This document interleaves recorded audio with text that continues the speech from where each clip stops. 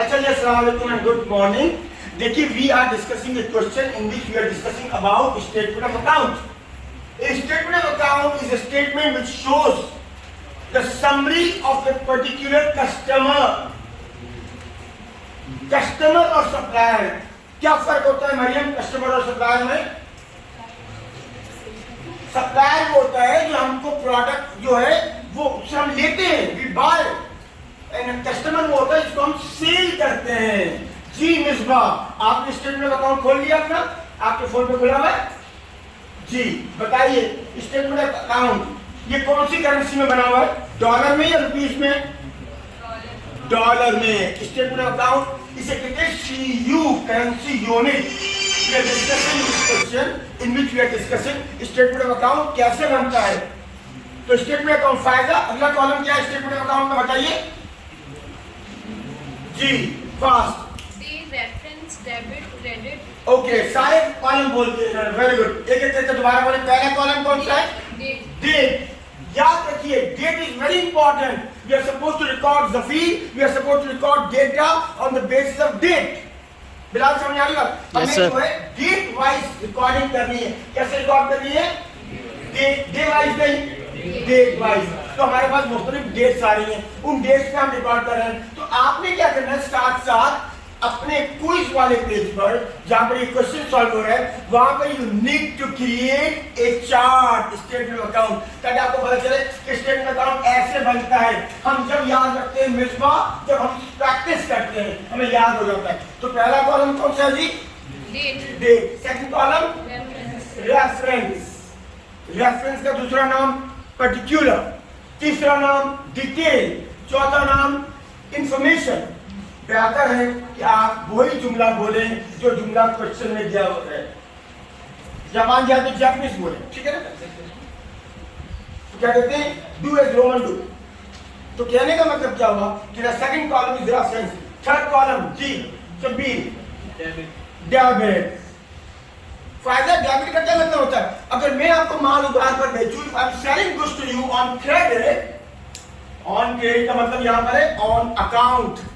On account का मतलब है उधार पर बेचा। उधार पे अगर मैं आपको बेचूं तो मैं आपको डेबिट करूंगा। क्यों? कि मेरे पास साबिया कैश नहीं आया, मेरे पास क्लेम आया। I got the claim, so my double entry is Munawwar sold goods to Sabia. So what items are involved? Munawwar in account, sales in account receivable. अगर मैं सारिम को बेचूंगा तो Sarim is my credit customer. Sarim कौन होगा मेरे लिए? एसेट। मेरा एसेट बढ़ा, when asset increase it is being debited। मेरी सेल्स भी बढ़ी because of I sold the goods on credit, it means my income is going up। yes, sales होने के लिए जरूरी नहीं कि पैसे आए, because of accrual concept क्या कहता है? we can record the sales on credit, goods are transferred, इसका मतलब सेल्स रिकॉर्ड हो गई। so हमारे पास सेल्स दे हुई है। कौन सी डेट है? पहली डेबिट का। डेबिट का मतलब क्या हुआ? डेबिट का मतलब ये हमारा क्लेम है, लास्ट ईयर का क्लेम है। इसका मतलब समझें, अगर आज 31 दिसंबर है 2016 है और मैंने लास्ट ईयर में यानी इस ईयर में 2016 में कोई माल बेचा था और अभी तक पैसे नहीं आए, तो क्या मैं वो पैसे भूल जाऊंगा? नो, इसका मतलब क्लोजिंग रिसीवेबल बन जाएगा। कौन सा रिसीवेबल अगले साल? Opening receivable. Very good. And liabilities and capital account के बैलेंसेस, यहां देखिए मैं आपके साथ हूं, नोट्स वाले पेज पर लिखते भी जाएं और समझते भी जाएं। All assets, liabilities and income and capital accounts are transferred from last year to this year. लेकिन कोई भी एक्सपेंस या इनकम अकाउंट कभी ट्रांसफर नहीं होता लास्ट ईयर से इस ईयर। क्यों? कि अकाउंट बंद हो जाते। तो हमने ये पढ़ा कि जनाब बैलेंस ओपनिंग ड्यू जो है डेबिट बैलेंस है जी। मलाइका, अगली इंफॉर्मेशन कौन सी है बैलेंस के बाद? Next information debit credit balance हो गया। ये कौन सी डेट थी? Which date is this? First. सवाल को पढ़ना सीखना है। अब हम डेट वाइज जाएंगे। सारी अगली डेट कौन सी है फर्स्ट के बाद? 9। ओके, 9 तारीख को क्या हो रहा है? क्या लिखा हुआ है? गुड्स। और गुड्स के आगे डेबिट। इसका क्या मतलब हुआ? इसका मतलब ये हुआ कि we sold goods on the credit. हमने गुड्स बेची उधार पर, तो हमारे पास से क्या उधार पर बेची, क्या पैसे आए मरियम?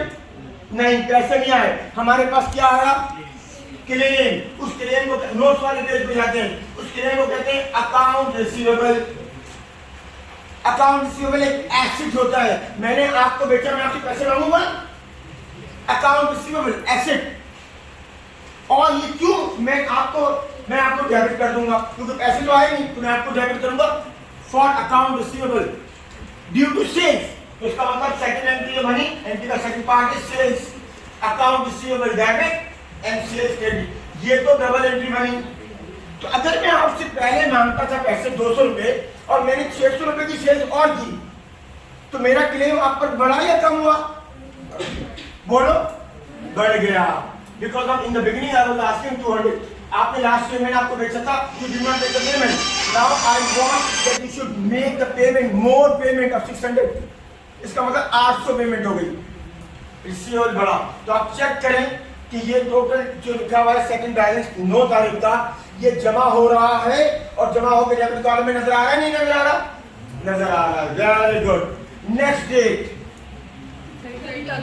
13, 13 तारीख आ गई। 13 तारीख लोग कहते हैं अच्छी नहीं है, मनुष्य, ये सब माइंड सेट होते हैं, ऐसा कुछ नहीं होता। 13 तारीख को क्या हुआ? शिरानी बोले रिटर्न हो गई, goods are being return to us. अब यहां पर मजेदार बात, जब हम बेचते हैं मरियम, कहा जब हम बेचते हैं तो बेचने को सबूत होना चाहिए खदीजा। तो जब हम बेचते हैं तो बेचते वक्त, सेल्स करते वक्त एक डॉक्यूमेंट देते हैं, उस डॉक्यूमेंट का नाम क्या होता है? इनवॉइस। शाबाश, वेरी गुड। और जब हम रिटर्न आ जाता है किसी वजह से, goods are not good, so goods are being return to us, उस वक्त ऑल्सो हमें एक डॉक्यूमेंट देना पड़ेगा। उस डॉक्यूमेंट का नाम क्या होता है? Credit note. क्या नाम होता है? क्रेडिट नोट का मतलब ये होता है goods are return to me, और मैंने वो जो क्लेम था मेरा रिसीवेबल का, वो रिसीवेबल का क्लेम इज गोइंग डाउन। शाबाश, इज गोइंग डाउन। तो फिर जब वो नीचे आएगा, जब वो क्लेम मेरा गिरेगा, तो इसका मतलब मेरा एसेट, मेरा रिसीवेबल कम हो जाएगा। तो इसका मतलब वो जो डेबिट बैलेंस था उसमें से अगर रिटर्न हुआ है तो प्लस होना चाहिए या माइनस? माइनस। Very good. तो माइनस करेंगे और वो जो क्वेश्चन मार्क दिया हुआ है वहां माइनस करके आप अमाउंट लिख देंगे। आप फोन को इस तरह कर देना, एरोप्लेन मोड पे कर दें, तो उससे होगा कि कॉल नहीं आएगी आपके पास। Very good. और उसके पीछे से कोई जो है मोहब्बत कर रहा हो बैठ के, तीन है सर, एक भी नहीं है। यहाँ तक करें, ठीक है? तो इसका मतलब ये बैलेंस आ गया।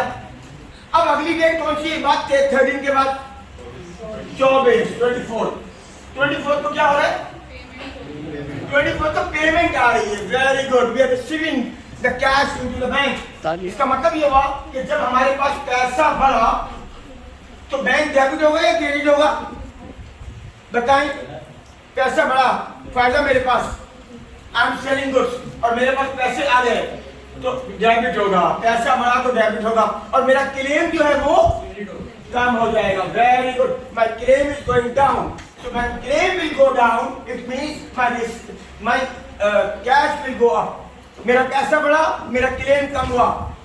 तो स्टेटमेंट ऑफ अकाउंट में वो जो रिसीवेबल का नंबर है उसके नंबर में इंक्रीज होगा या डिक्रीज होगा? क्लेम, बोलो भाई। क्लेम डिक्रीज होगा। शाबाश, क्लेम डिक्रीज होगा। क्यों? कि मेरे पास पैसे आ गए। तो फाइनल, इसके बाद एक और टोटल क्वेश्चन मार्क दिया हुआ है, तो अब टोटल क्या बन जाएगा? माइनस करेंगे तो हमने माइनस किया उसको जी, कितना टोटल कितना बच गया बताएं? किसने कर लिया? हमने क्या करना है? Opening balance. ओपनिंग बैलेंस कितना है बताइए? 520। उसमें हमने क्या किया था? एक और सेल्स की थी। कितने की सेल्स थी वो? 340 की सेल्स की थी। तो बच गया टोटल 860। 860 में से कुछ रिटर्न हो गया। कितने का रिटर्न हो गया? सॉरी 24 तो दे ना, अमाउंट पूछ रहा हूँ। 24 ही रिटर्न हुआ। 24 का रिटर्न किया, अमाउंट कितना रह गया? 836 रह गया। फिर पेमेंट आ गई। कौन सी पेमेंट आ गई? अभी पेमेंट आई। कितने की पेमेंट आई? 507। 5,000 माइनस करें, कितना बैलेंस बचा? 329. 329 मेरा आज तक 329 is the balance till this date. Look at the board. ये सब यहाँ पर लिखना है हमें. स्टेटमेंट अकाउंट में लिखा हुआ है. Yes. The title should be there. So statement account में टाइटल लिखा हुआ है यहाँ पर ओपनिंग बैलेंस. उसके बाद ये क्या हुआ? ये हमने मजीद सेल्स की. इसके बाद क्या हुआ? What did we do? Then this is the return. ये रिटर्न हो गई. इसके बाद क्या हुआ? इसके बाद पेमेंट आई तो ये बैंक आया. अब सवाल ये पैदा होता है, you can see statement discount इसके बाद ही फॉरन है. अब इसकी बात नहीं. इसका मतलब ये हुआ कि basically what we are doing, we are preparing the story of a particular customer. तो अब आप मुझसे पूछ सकते हैं, सर मुनव्वर ये बताइए why we can not see a T account. ये सारी स्टोरी टी अकाउंट में होती है. नहीं, ये टी अकाउंट नहीं है, ये स्टेटमेंट अकाउंट है. Statement account is prepared in the statement form. Date, reference या पर्टिकुलर डेबिट क्रेडिट बैलेंस. क्या आपने इस किस्म का कागज कभी अपनी जिंदगी में देखा है इसकी शेप का? Bank statement. Very good, he is the person. Bank statement ऐसे ही होता है.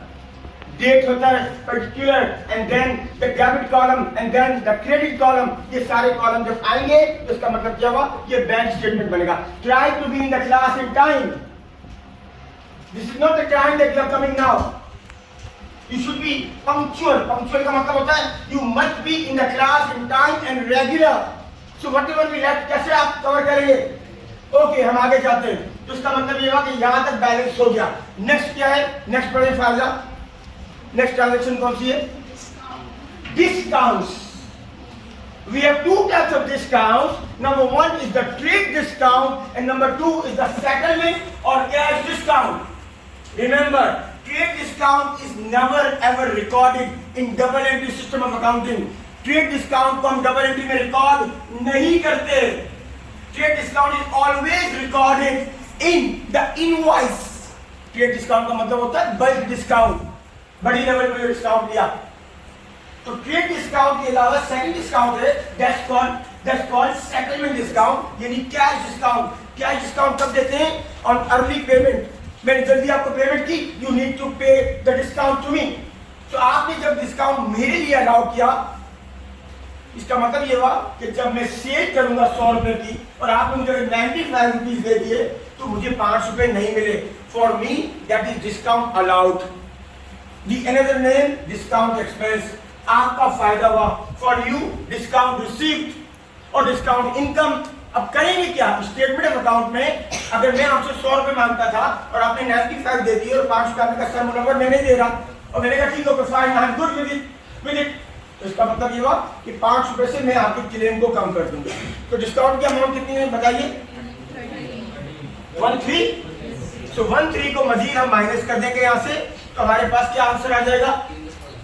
316. 316 is the figure which after discount. कोई और ट्रांजेक्शन है इसके बाद? इसका मतलब ये हुआ कि स्टेटमेंट अकाउंट में पहला काम ये करना चाहिए था जो आपने नहीं किया होगा, और वो ये था कि आपको स्टेटमेंट अकाउंट में जहां जहां क्वेश्चन मार्क दिए थे you need to cover that and then you are supposed to make this sheet by your hand. अपने हाथ से बनाएंगे उसको बना के रजिस्टर पे उसका पिक्चर बनाएंगे. पिक्चर बना के you need to upload on LMS. Quiz number 1 की कहानी हो रही है फातिमा, वो कहानी हो रही है कि क्विज नंबर जो 1 दिया हुआ है उसको किस तरह हमने सॉल्व किया था. हमने सॉल्व इस तरह किया था कि we need to make a sheet. उस शीट पे क्वेश्चन दिया हुआ था, हमने इसको कॉपी कर लिया. Formats are very important. As I told you in accounting we have formats, we have double entry. English आनी चाहिए, कैलकुलेटर होना चाहिए. So we go on. So bottom line क्या बनी कि हमने ये स्टेटमेंट अकाउंट कंप्लीट किया. अब requirement, Mariam what is the requirement of the question? What does he say? Question खत्म होने पर आ रहा है. What is the requirement? Pick the first requirement. वो आपसे ये पता कर रहा है कि बताओ जब सेल्स की थी तो कौन सा डॉक्यूमेंट बनाया था. So at the time of sales we make a document and that document is called invoice. तो यहाँ लिखना था invoice. और अगला जो आपके पास सेक्शन दिया हुआ था, अगला जो बॉक्स दिया हुआ था, in that box is asking the day book. तो जब हम सेल्स करते हैं तो कौन सी डे बुक बनाते हैं? sales day book. Very good. We know we have 6 day books. Sales day book, purchase day book, sale return day book, purchase return day book, cash book and journal. ये सारी day book जो है ये कैसे आती है? Financial recording. The concept of financial recording is transaction, day books, ledgers, trial balance. In ledger we have accounts. Question number 17.3 business accounting 1 की reference book जो हमने रखी है उसमें देखेंगे तो आपको एक क्वेश्चन नजर आएगा. सारी रिकॉर्डिंग दिखाई उसकी. सो बॉटम लाइन क्या बनी? बॉटम लाइन ये बनी कि हमने क्या किया कि हमने बताया कौन सी बुक में रिकॉर्ड होगा. Sales journal, sales day book भी कहते हैं. उसके बाद रिटर्न हुआ. सारे जब रिटर्न होगा तो हम कौन सा डॉक्यूमेंट जनरेट करेंगे? Documentation is very important. हर नई डॉक्यूमेंटेशन इंपॉर्टेंट होती है. शादी भी करेंगे तो निकालना चाहिए भाई डॉक्यूमेंट. तो बॉटम लाइन क्या? Documents are very important.